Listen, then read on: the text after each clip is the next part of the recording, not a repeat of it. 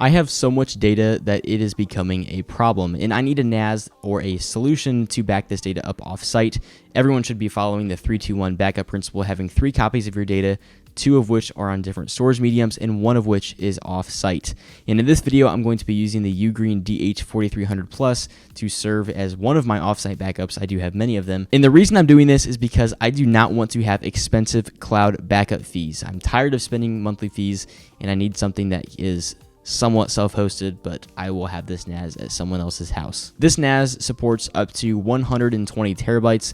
In this video though, I will just be using 16 terabytes. That is 4 terabytes and 4 drives. It is worth noting that they do have a list of drive compatibilities, so you are guaranteed to find a drive that works for your NAS. And if you don't know how to put 120 terabytes into perspective on how big that is 41 million pictures, or 80.6 thousand movies, or even 125 million files. Today we're going to be checking out the UGREEN DH4300 Plus NAS. This is a 4-bay, 3.5-inch drive NAS. The unboxing experience is pretty straightforward. It does come with an Ethernet cable, which is nice. You also get the 2.5-inch drive screws as well as the 3.5-inch drive screws. You get the power adapter, the power cable, and that is about it. In terms of the installation of the drives, it's pretty much just a matter of putting it on the caddy and screwing the 4 screws on to the caddy.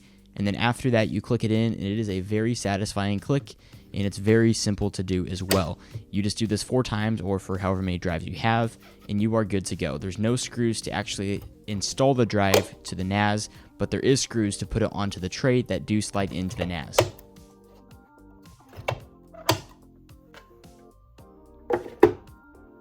Let's take a look though at the setup of the device. I'm going to be using the web interface in this video, so let's check it out. But I will say the app is actually not bad at all. The app is really easy to use, and you basically just go ahead and you scan your phone on the top of it just like this. And you basically get the NFC to read on your phone, and then you can pull up the app, download the app, whatever you need to do. And it's super easy to set up through the app. I'm just going to label this Beam Networks. I am going to agree to the user agreement. Our password, we are going to do a randomly generated password because that is best practice. We're going to paste that in here in the 2 password fields. So far, so good. This NAS is going to be used as an offsite backup server for me, so that's why I'm setting it up in this video. So it is now asking us to bind this to an email address, and I am going to do this, and it's going to let us remotely access our NAS unit from anywhere in the world. This is really nice because it does let you access photos and videos from wherever you are. We can use a local account on the device, and I have set that up, but again, we do have the external or cloud account also available, and we're going to take a look here at what we can do with the device. But there are tasks to complete, so let's follow these tasks. We're going to create a volume for our storage, and this should be pretty easy to do.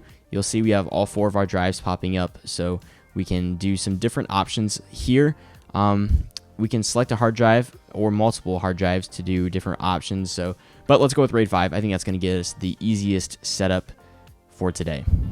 And you'll see it does actually, I do like this. It does give you a nice graph of how much storage you'll have on each configuration. So this is actually all available storage. Same for RAID 0. It's going to be the same way. RAID 1, you'll get, again, the capacity of 1 drive, but I think RAID 5 is going to give us the most capacity. One cool feature of this device is that you can use it as a surveillance server. So let's go ahead and fire up Docker, which Docker can be installed through the App Store on the device. And let's take a look here at the actual Docker setup for this. You'll see it's already giving us a storage path, but we can also just go from the UGREEN documentation, which you guys will see here in the Knowledge Center. We can literally just copy this Docker Compose file and paste in the contents right here and click on deploy. You'll see it's actually going through, it's running Docker obviously, and it's pulling the image that we need for this surveillance system. So we can use the images, and there's all kinds of documentation written on their website here that you'll see on how to do this and how to deploy it. And it makes it a very easy and appealing solution to having a self-hosted DVR solution. So this is not a DVR as in like TV channels. This is for security cameras. So this allows you to go and buy cheap security cameras that are Wi-Fi connected, that have ONVIF support. And the biggest thing about this is not only can you see the playback from it, like it can read from the hard drives in the software, you can see it live as well on the service that it runs in Docker. So this is just one example of what you can do with Docker. You don't have to, but you can use Docker for this, and that is pretty cool. So for me, one thing I do want to do with Docker is actually use WireGuard, which is really cool that it supports it. So we can actually run WireGuard on the NAS. It's exited because I never set it up, but we can run WireGuard on the NAS to function as a VPN server or we can connect the NAS up to my VPN server and join my VPN network. And this allows for super cool features like if you have this off-site somewhere, you could have this NAS essentially VPN back into your network. That way you can transfer files securely. Another cool thing with this NAS specifically is you can enable your storage library for photos.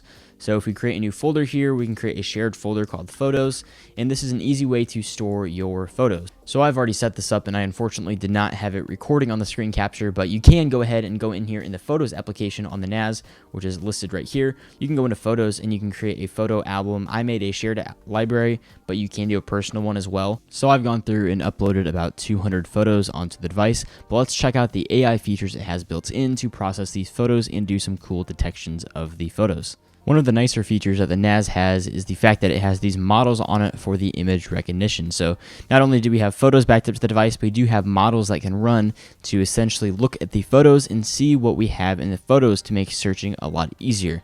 I think my favorite one that I saw was the deduplication one, where it basically goes through and looks at the photos or for similar or duplicate photos, and it can help you identify photos that are duplicates. So I'm going to turn this on for all libraries. That way we can not only conserve storage space, but also that way we can find duplicate photos. And as it's going to go through all the photos, it's going to scan them and look for certain details in them based on the models that it has. So if we go into animal, you'll see we have a photo here of a horse and a bear. It is cool how it's already going through and doing the object recognition. One other thing this NAS has is the multi-device and multi-user sharing. So not only can we have the device be connected from multiple phones at a time, we can have multiple users, but we can access this from anywhere in the world. You don't have to port forward, you don't have to do anything like that. This runs on the device and you're able to access it from wherever in the world. There's a NAS Sync client, and that's supported on web, iOS, Android, even TVs, which is really cool that we have that feature. So if you're thinking what I'm thinking, if you have some movies that you wanted to watch locally, you could have those movies play on your TV, or you could play them, when you travel or whatever. You could have that streaming to your phone from wherever you are in the world. Well, if you're interested in the NAS, you should check out the link in the description. You would get 20% off with the World Backup discount, and it is a great time to buy a NAS with the rising cost of cloud storage and all that kind of stuff. I think it's a good value right now at this point in time to locally host your data. But obviously, I do want to remind you, you do want to have a offsite backup of this data. Just because the device itself is redundant doesn't mean that if your house burns down, you'll still have your data, because that is not the case. Having an offsite backup is still a great practice, but this device works really well to have multiple devices. You can back up from one to the other offsite. It makes it really easy. So yeah, curious to see what you guys think. I will be using this for my offsite backup NAS, and I hope you guys liked the video. I hope you enjoyed it, and let me know if you have any questions. Leave them in the comments down below. Have a great day. I'll see you all in the next video.